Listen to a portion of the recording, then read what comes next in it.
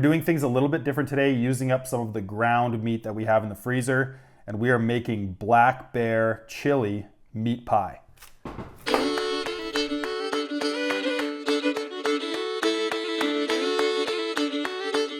All right, so the chili part of this is not complicated, but there's a few things you want to get right to make sure that you put a lot of flavor into your chili. So since our game meat is a little bit lean, I'm throwing a bit of olive oil into the pan. Once it's hot, we want to brown this meat. And our job right now is to make sure that this meat goes in the pan. We don't move it around too much and let it brown.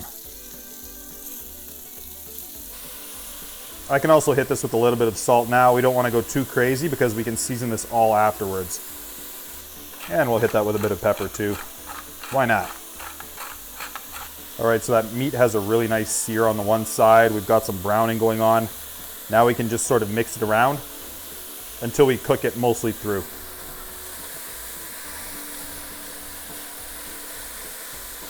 All right, so now that our meat is browned and cooked, I'm going to remove it from the pot, put it on a plate, and then we'll start cooking our vegetables. So now in the same pot, we're bringing this back up to temperature, get it nice and hot, come in with a little bit more oil so that we have something to cook our vegetables in, and in go the onions and carrot. That's just diced about the same size as the onion as well. And we can also go in with our mushrooms. This is another great way to add some flavor to your chili, just by using a really high heat and getting some browning going on your vegetables.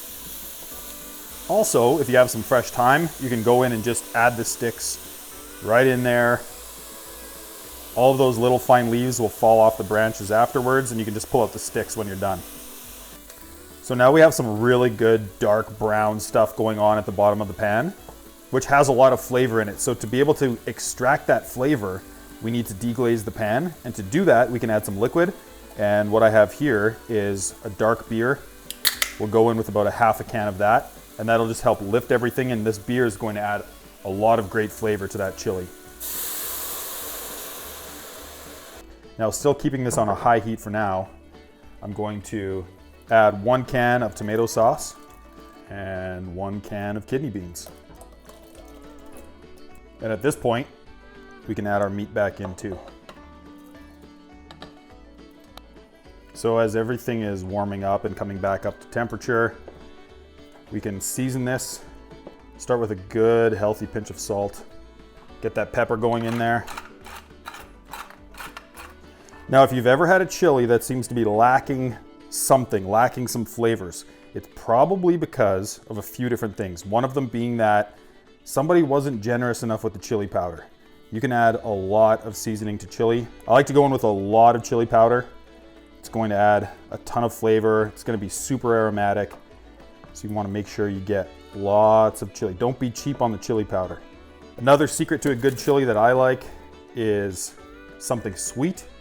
So we're going to go in there with a couple tablespoons of sugar. That'll just help sweeten things up a little bit. And the other is to balance out that sweet with something that's a little more tart or a little more acidic. So we're going to add in a couple shots of apple cider vinegar. And from here we can turn the heat down to just a simmer and get that lid on top so all these flavors can marry. Now, while our chili chills out and we let it cook down, thicken up, and get all those flavors together, we need to make our pie dough. So sure, you can go to the store and buy a pre-made pie crust, but I highly encourage you to give this a try, because once you make pie crust from scratch, you'll never want to go back to anything else. And this is a really simple way to do it. Plus, the way I'm going to show you how to make this pie, it really helps to have a homemade crust. And it really only requires a few ingredients. 1 cup of chilled butter, and I took this butter and put it in the freezer for a little while so that it's really hard. Having cold butter really makes a difference here. And we'll use 3 cups of flour, a pinch of salt, half a cup of really cold water, and a small splash of vinegar. And the vinegar you won't really taste, but it will help with making that pie crust a little more flaky. All right, so 3 cups of flour go into the bowl. And we'll season that flour with a bit of salt. And I like to do about 1/4 inch cubes. Once that's all cubed up, just toss it on top of the flour. Now at this point, what we're looking to do is to make sure that all of that butter is really incorporated into that flour, and you can go in with a pastry cutter or a fork. I like to just use my hands to make sure that it has the right consistency. But we want to make sure this is mixed in so that it has a granular texture. We want all of those little bits of butter to break down in between our fingers, get a lot of flour in there, work it in with your fingers. We're looking for those little balls of butter to be turned into about the size of a pea or a little bit smaller. So I'll just start mixing that in right now. And again, cold butter is key for this because if it's too soft, it'll just kind of melt as you squish it together. And you don't really stop squishing stuff together until every little piece of butter is broken down and all of the flour is mixed in. And once we've added our shot of vinegar, you can go in with half of a cup of really cold water. And you don't have to add it all at once, just get the majority of it out, work it in with your hands, and then we'll add the rest in a second here. We're just looking to mix this and keep folding it around in this bowl until it all comes together. We're not looking to mix this like crazy and knead it like we would with bread making. This is just nice and light and gentle. We want that pie crust to remain good and flaky. This may look a little bit shaggy, and that's exactly what you're going for. You want it to be a little bit broken up like this. So now we'll let all of this flour absorb all of that moisture, and we'll take this, we'll put a bit of plastic wrap on it, throw it in a plastic bag, and put it in the refrigerator for about half an hour. Now our chili's looking great, but since this is going into a pie, we want to make sure that this is very thick chili. We don't want lots of runny sauce going on. So just to thicken up a little bit of that loose sauce, I'll add a good spoonful or two of tomato paste. And that tomato paste is going to help really thicken this up. And once we've stirred all of that in, we can let it cook for a few more minutes, and then we'll remove this from the heat so it has a chance to cool down. So our chili is chilled out and thickened up really nicely, which is gonna help a lot when we make this pie. And I've got my pie dough now out of the fridge. It's cold to the touch. Now all we have to do with this pie crust is roll it out into as close to a circle as we can and maintaining about a 1/4 inch thick dough all the way around. And the oven is heated up to 375 degrees Fahrenheit right now. So I'm just going to roll out this dough, get it as uniform as possible, and then we fill it with our chili.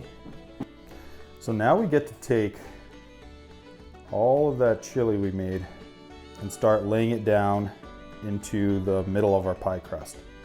And now all of these loose edges of the pie crust just get folded in. So what you can do is just start with a little leaf like this.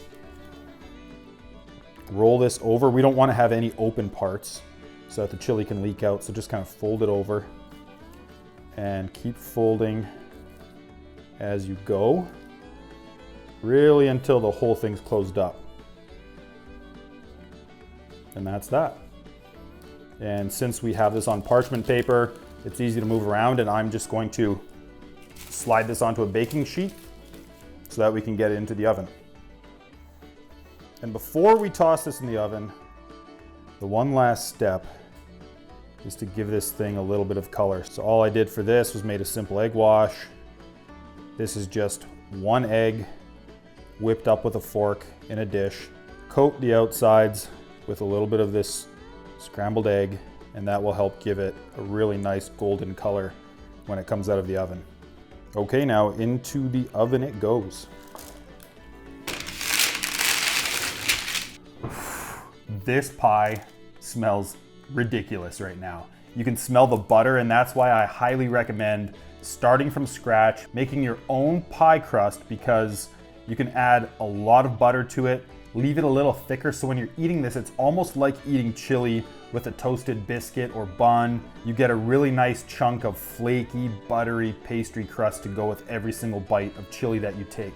Now the only thing left to do with this is let it cool down a little bit so you don't cut into it and have it leak out all over the place. I do see though that because it's been in the oven for about 50 minutes, a lot of that remaining liquid in the chili has evaporated, and this thick, amazing crust has held out so well. Nothing's leaking out. It just is the most amazing vessel for that chili to sit in. So once this cools down just a pinch, I'm going to top it with sour cream, some shredded cheddar cheese, Just the classic toppings that you would put on a bowl of chili can go on top of this. This is also one of those pies, just like chili, that tastes better the next day. So if you want to indulge right now, dig in, leave half of it for tomorrow, put it in the fridge, and it will taste even better tomorrow. And to warm it up, all you have to do is cut a slice, warm it up in the oven, and you're back to square one with a beautiful fresh piece of pie.